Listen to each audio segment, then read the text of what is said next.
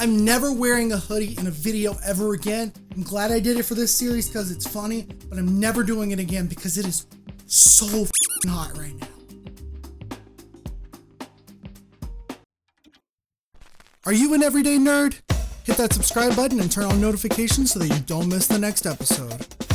Yo, welcome to your Everyday Nerd, the B-Sides editions. I'm your host, Zach Steiner, and on the B-Sides, we have the same format as your Everyday Nerd. They're just shorter, unsponsored episodes. And finally, we're here to talk about all of the Best Picture nominees from 2019 that are basically 2018 films and rank them, because I've done shorter episodes about every single one of them, and I'm finally ready to get my actual ranking. I'm glad that I watched some of these.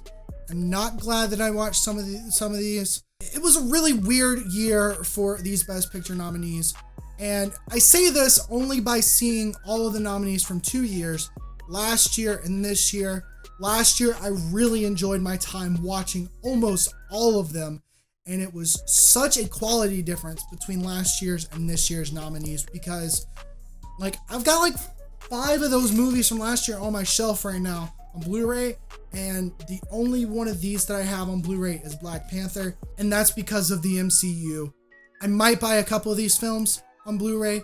There's some of them that I definitely will buy on Blu-ray eventually, and then there's a couple of them that I'm just never going to own because I don't care. But anyways, let's get into the ranking of the 2019 Best Picture nominees.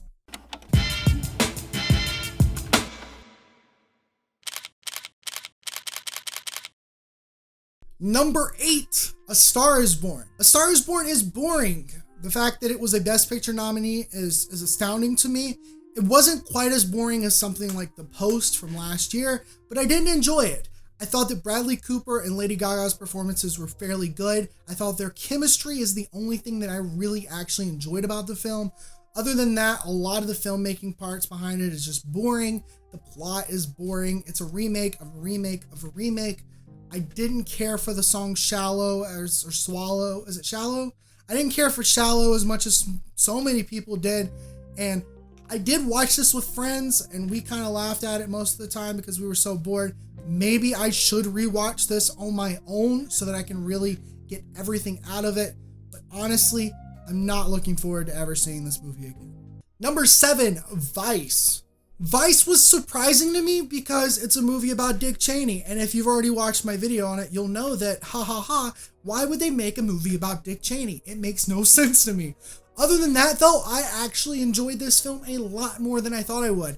And having it as number 7 is not a detriment. I do enjoy everything else up to this point, at least to a certain extent, but it's still the subject matter that ends up making it so low on the list to me.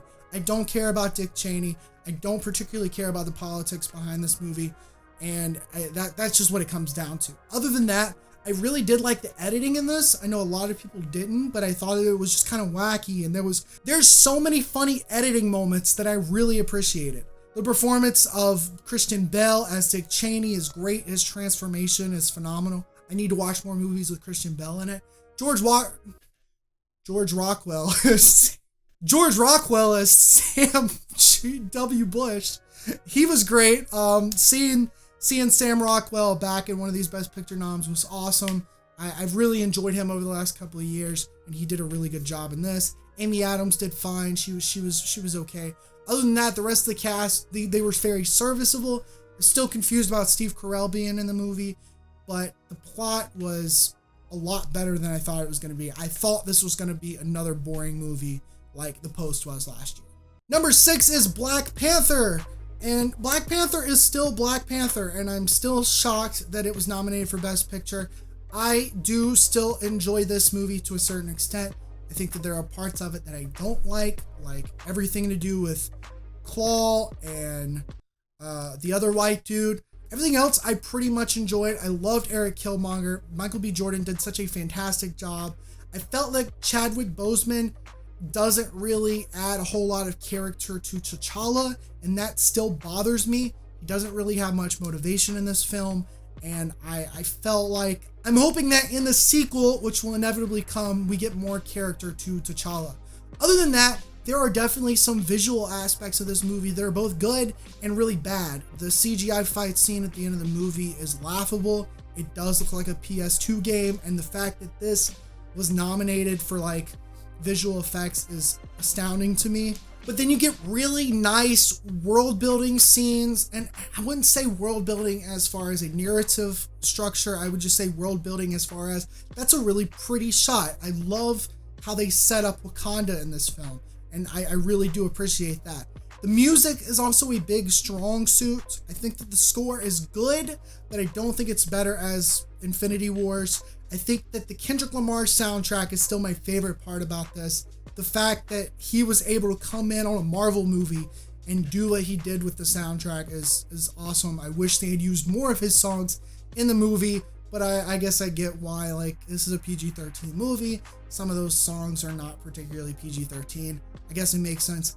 Does it deserve Best Picture? No. I don't understand why it was nominated, but I still liked it better than Vice and definitely A Star Is Born.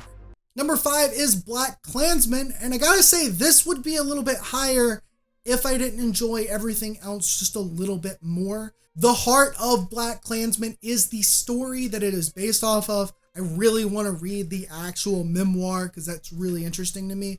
I love the concept. Spike Lee does a good job of directing the film. There was a couple of moments where I was like, that's a little weird. I don't know why you would do that.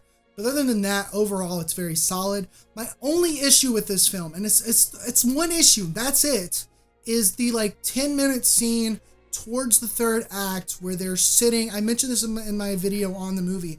It's just way too long, and it makes no sense why up until that point it's been going at a natural pace, and then the pacing just halts. It's ridiculous. I don't quite understand it.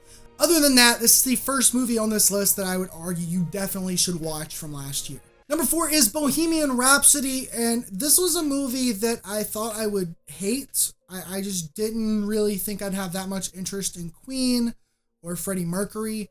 I thought that, I heard a lot of mixed reviews before I watched it, but I sat down, I watched it, and I felt like the biggest strong suit of this film is the pacing.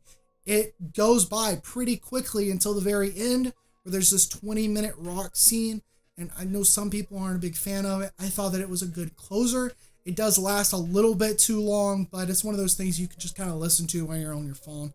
That didn't bother me that much. While the pacing is great, it's really Rami Malek's performance as Freddie Mercury that you would want to watch this movie for. Would I say this is a must-watch? Not necessarily. I think if you love Queen, you might want to watch it. I think that if you kind of like Queen's music, then you might want to watch it. I went into it not knowing too much of Queen's music, but knowing all of their big hits, and I got a lot out of it. It's definitely not historically accurate. There are some liberties that the writers take, so keep that in mind. And the biggest thing that I hated about this movie was the editing. I didn't notice it at first, but the more I watched it, the editing just it was bad. It was not good. I don't know why this got best editing at the Oscars. It makes no sense to me, but if you're able to stomach the editing, I would say go ahead and watch this. Number 3 is Roma. Now, I'm doing this listing based off of my enjoyment and not based off who I thought should win Best Picture. Roma should have won Best Picture. I'll just say that straight up. I don't think that it is lesser of a movie than Green Book. I think that it is much more of a movie than Green Book. And the only reason it's number 3 is because this movie is enjoyable for certain reasons, but in other reasons, it's very uncomfortable to watch. You sit there for 2 hours and basically look on into somebody's life, and it is the most uncomfortable movie experience I've probably ever had. My only big issue with the film isn't even an issue because of the way that it's set up, is the pacing in the beginning of the movie. The first hour is super slow, but again, it works because they're setting you up in this world. They're showing you the main actress's life, and I love that so much. Because when you get into that second half, it's the emotional journey that you've been on with this character that really ends up hitting you in the gut. And I cried in this movie.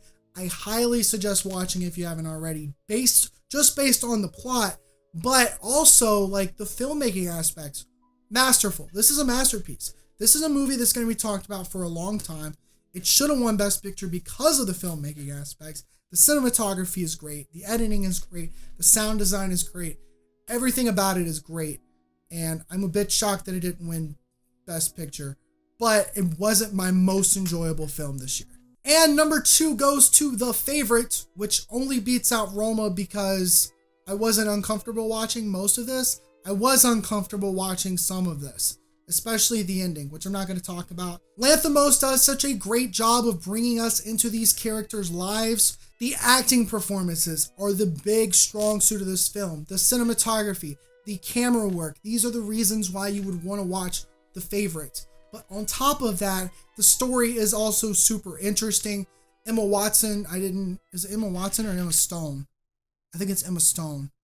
Emma Stone does such a good job in this movie. I didn't really talk about this in my individual video, but I really enjoyed her character. There were moments in this film that I laughed. It's a comedy. It is definitely a comedy. The historical period drama part is definitely important, and it plays such a big role in the film, but the comedy is also really good. The only reason it doesn't get my number 1 spot is because I did enjoy the number 1 film a little bit more. If you've hesitated to watch The Favorite at all, I still highly suggest it. And my number 1 spot goes to the movie that I didn't think would win Best Picture at all. I was pretty sure that The Favorite or Roma was going to win, and that's Green Book. I'm shocked that this movie got Best Picture.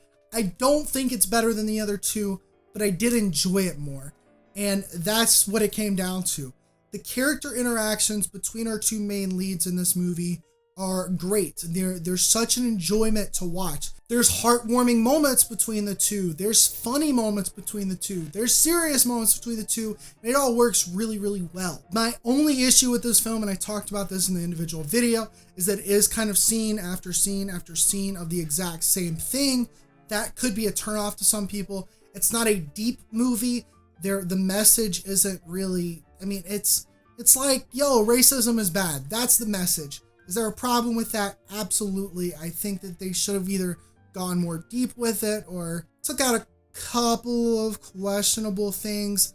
I don't know. Either way, I still ended up enjoying the performances of the 2 leads and their interactions between each other. I honestly think that that's why you should watch this film. Other than that, like I said, it's not a better movie than The Favorite or Roma in terms of filmmaking at all. I do think that those are the far superior films, but I ended up enjoying Green Book the most out of all of the Best Picture nominees from this year. And that's it. We did it. We actually did it. The Mad Lad did it. This is the first year that I made videos on all of the Best Picture nominees and then did the ranking. Last year was the first year that I did the ranking of all of them. I will be back with more Oscar Best Picture nominee rankings throughout the year. One of the things that I said when I started getting into film about 1.5 years ago was that I wanted to watch what people consider the best films of all time. They might not necessarily be my best films of all time.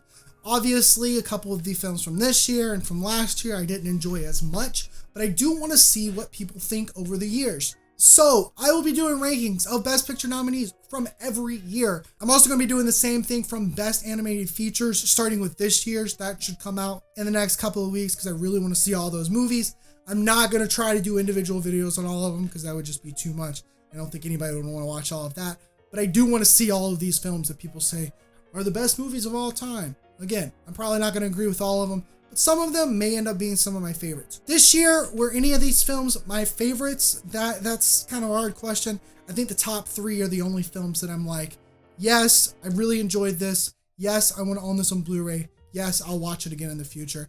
Everything after that was like good, kind of mediocre, not quite sure why we didn't get any better films on the nominee list this year. But it is what it is. It just is what it is. But anyways, that's all the time we have for today. If you liked the video, go ahead and hit that like button. If you disliked it for any reason, you can hit that dislike button. Let me know down in the comments, what are your picks for best movies in the Best Picture nominees? What Oscar things were you disappointed by? I can imagine probably a lot. I heard it was a show. Go ahead and subscribe for more Your Everyday Nerd, and I will see you tomorrow. Goodbye.